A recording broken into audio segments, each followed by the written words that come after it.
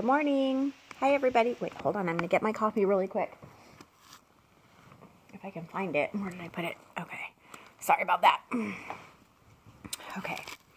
So, I wanted to come back and tell a little bit more of the story. A life ends and devastation begins. So, I'm going to try not to cry through this thing because this is not what I want, to be crying all the time, but it's emotional. So if I break down a little bit, I apologize. So where I had left off in the first part of this video was where we had gotten a random text message, letting us know where and when the funeral was going to be, so we were actually able to attend. But I need to back up a little bit because there were some things that I missed that my son actually reminded me of the other day.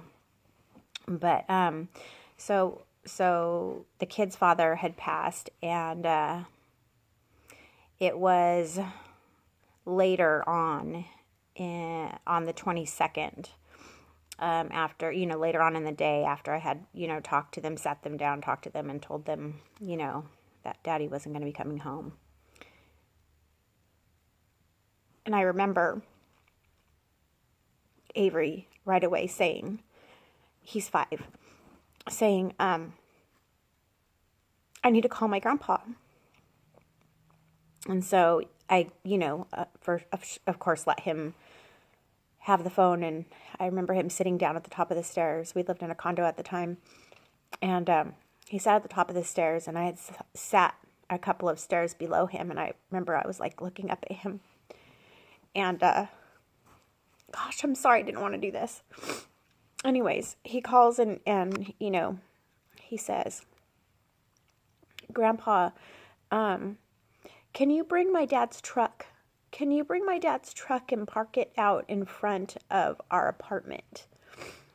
When Brandon would come to pick the boys up, to do their stuff, Wild Waters or Blackbeards, or just to spend time together, he would always park, like right on the street in front of the condo. And the boys would hear his truck because he had, a beefy truck. It was really loud. And, they would run up the stairs and run into my room and hop onto my bed and look out the window. And from the window, they would wave, hi, Daddy, hi, Daddy. And then they would, be all excited and run down the stairs and to the front door, waiting for him to get out and come to the door. So they had asked, Avery had asked his grandpa, can you bring the truck? Can we have the truck? Well, mind you, in California, the law states that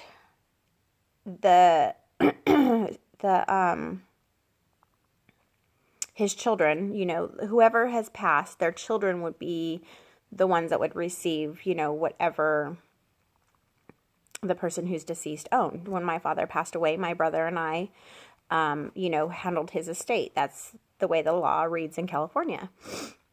So I don't know that I was exactly expecting to get all of these things because I really didn't, Brandon didn't have a lot. He had a storage full of some things, and I think a storage shed at his dad's with some things in it, his truck, and that was it. He was very simple. But I remember Avery asking his grandfather for the truck. At least to park it in front of the house, I guess maybe for a little while. They just wanted that. They wanted that comfort, to see their dad's truck out there. And like I had said, we never ended up receiving a phone call back from the kid's grandfather. Well, right after the funeral, we ended up finding out that 2 days after he passed away, his dad sold the truck, and that he had said, under zero circumstances do I want for, Amber to be able to get her hands on this truck. I know that sounds really weird, right? Because this is somebody that I've been with for 8 years, on and off. You know, we had a lot of stuff that was going on during our relationship, that a lot of things that I didn't want to put up with. I guess this kind of puts me at a point where I have to like back up and tell the backstory a little bit. And to be quite frank, it's a little bit embarrassing, because when Brandon and I first met back in 2007, or was it the beginning of 2008? 2008. It was 2008. I was not going through a very good time in my life. There was a lot going on, and Brandon and I had been introduced to Brandon by a mutual friend, and he was using meth, and I began to use that drug as well. And I was really messed up for like 8 or 9 months. It was terrible. I ended up finding out, you know, that I was pregnant, and I never touched it again. And I spent the rest of our life together trying to help him get clean. He had a drug problem for a very long time, even before I met him. He had told me that he had started using when he was about 18. And when I met him, he had a heart condition because of the drug use. So he had congestive heart failure. And we had gone through a lot, you know, during the years that we were together. Mainly a lot of me trying to fight for his life, because he was so involved, you know. I mean, he was so involved. It was all of his friends, you know, were all about this. And so it kind of put a division between us. However much I loved him, or he loved me, or, you know, there was this huge thing in between us that was not good. Every time he would leave, I would get upset, because I would know that, you know, he was going to go and do what he did, and I was at home with the kids, and it was a very difficult time. So there were a lot of times during our relationship where I would be like, I'm putting my foot down, you know, like, I'm going to put my foot down. You're not going to come in and out of this house. You know, you got to get clean for your life, for us, for the kids. I mean, and Brandon, he loved his children. I don't think it was something that he wanted to do as much as it was something that was a sickness for him. He had a lot of things that had happened to him when he had grown up, you know, when he was growing up, and it made it really hard for him. And everybody's different, you know. Like, I was able to be like, okay, I'm done. Like, I don't want this life. This is not the life for me. And I was able to be done and walk away and focus all of my energy on trying to help him and taking care of our kids, and, you know, working and taking care of the household, and, you know, this and that. Anywho, a lot of lies came out, because there had to be, I guess, an explanation or excuse for why I was doing the things I was doing to him. So instead of being, you know, him telling his family, I mean, instead of him being like, you know, I'm messed up right now, and she's trying to keep me from being messed up, and therefore she's not allowing me to, you know, pick up the kids while I'm high, or, you know, these kinds of things. He couldn't say those things. So instead, he would tell his family what a bitch I was. You know, Amber's such a bitch, she won't let me pick up the kids. Or, you know, this happened and Amber won't let the kids come, you know, whatever it was.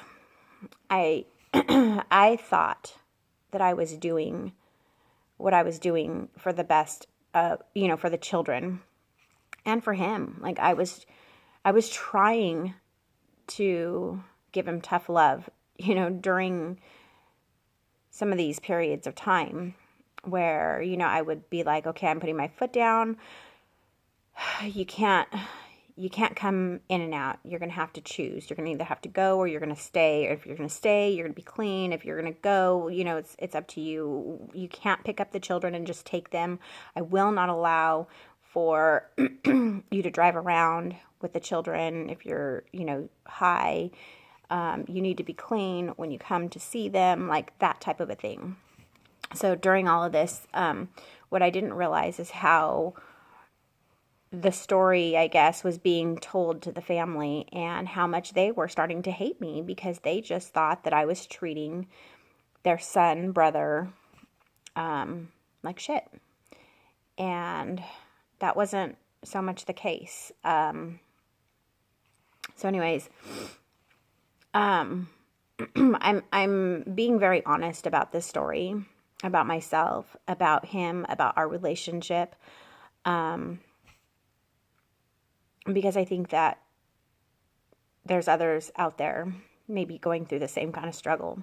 And even though it's embarrassing and it breaks my heart, because what I don't want is for Brandon's memory to be all about, that. He was so much more than just that. He was really an amazing person on the inside. And besides that, he loved his children. He loved me.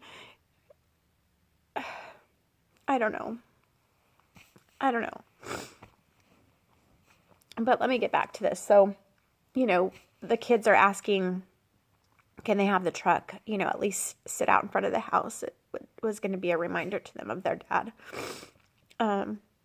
We found out that it was sold and then I had called, the storage to figure out whether or not I needed to go and, clear it out or what I was going to, what I needed to do. I found out that his dad and his uncle had gone and wiped out the storage. Mind you, during this period of time, even before the funeral, the boys would call their dad's cell phone just so they could hear his voice over and over and over. So I had left a message for Duffy. Oh, sorry, I didn't really want to say that name, but how do I go back now? I left a message for his father and I was like, hey, do you think that you could please leave his phone connected for a little while because the boys, are listening to his voicemail and they just want to hear his voice. So he did. He left it on for a while.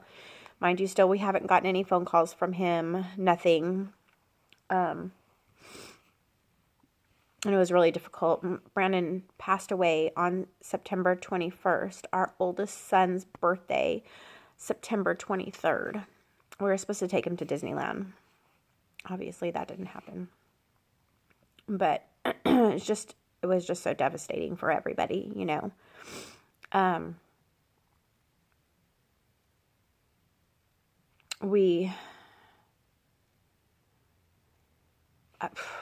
There's been so much. I just don't even know. I don't know where to go next. But I think a lot of the things that we're dealing with now, I have to tell the backstory, or I can't pop on and be like, hey, this is what I'm going through, or this is what we're going through. And, without knowing the backstory, it'd be kind of impossible to relate.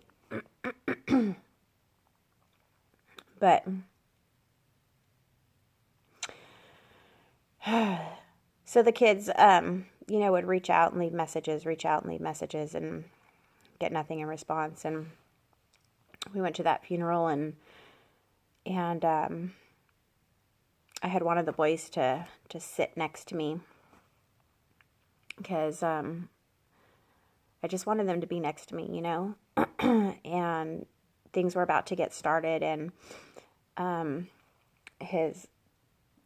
when I say his, I mean Brandon's stepmom had, called the boys over to talk to her. But mind you, they haven't reached out whatsoever since Brandon's passed away. And this is a couple of weeks later because they did the autopsy. So it wasn't right away that we had the funeral. And so I said, no, not right now, and I wanted them to sit with me. And she was so pissed off. She ends up calling over other family members, and they're like, I'm like sitting, 3 rows back with the boys, and they're like snickering and talking and looking at me, and it was just like, it was really just the hardest thing ever, because you go into this funeral, and this is the person that I slept next to for 8 years, my boyfriend, and person I loved very much, and I'm like the outcast. I'm the mom. I have his children, and we're all there together, and it was just awful. And then they made the funeral, and just like I don't want to make, this channel about, drugs and this and that, and they made the entire funeral about how, he was on drugs, and the boys are hearing all of this, and it was just a really difficult thing to go through. Anyways, we got through it, and I think the hardest part after that was like, he had moved out, we had split up because I had found out he had gotten clean. He was clean for 2.5 years, and I was so proud of him. And I found out he had started using again. And so I made him leave. I did not want to live with a drug addict. I didn't want that for our children. I just didn't want that. I could not do it anymore. It's really hard, like when, he has this heart problem, and I would worry, the gray hair underneath all this dye, I would worry so much all the time about, if he was okay, if he's going to be okay, what was he doing, what was going to happen when he came home, was he going to come home at all, all of this stuff that you go through, it was too much. I couldn't do it anymore. So I was like, you got to go. So he had moved in with his aunt. Anyways, he had moved in with his aunt. And, I even forget why I was saying this exactly, but, he had moved in with his aunt. And so, frickin' A, I totally lost my train of thought right now, and I'm not starting this video over because we're 17 minutes in, and I just can't, cannot do it again and again. But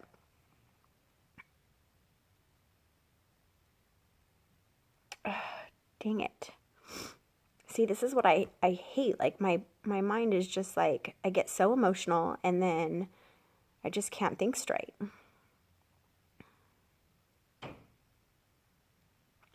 Anyway, so moving forward, there's just a lot of things that we've been through since then. So the store, that's what I was going to say. The storage was wiped out. I had called to see if I needed to go and clean out the storage, and the dad and the uncle had gone and wiped out the storage, sold the truck, wiped out the storage, wouldn't return the phone calls. The boys had asked also for their father's phone because they used to play video games on it when they were with him, and it was just something that they wanted, they just wanted to be able to play video games on that phone. And so we don't have that. But we actually got absolutely nothing.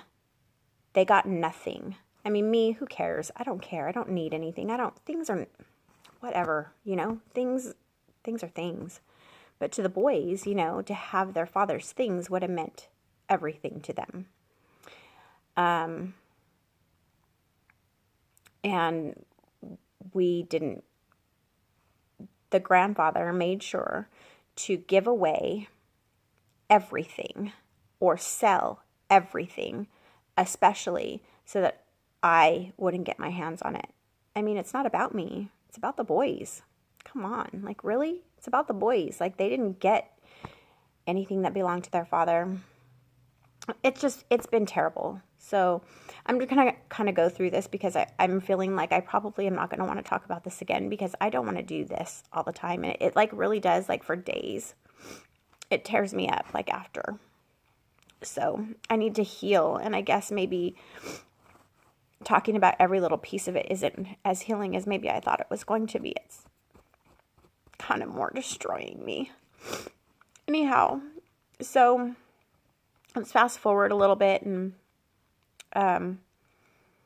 this past summer, I got this like random text message. It was so weird. Like, I don't know, people are all about these text apps anymore. I'm so more direct. Like, I would rather pick up the phone and call you and talk to you and just tell you what's up or how I'm feeling or what's going on. I just don't. Why hide behind a text app?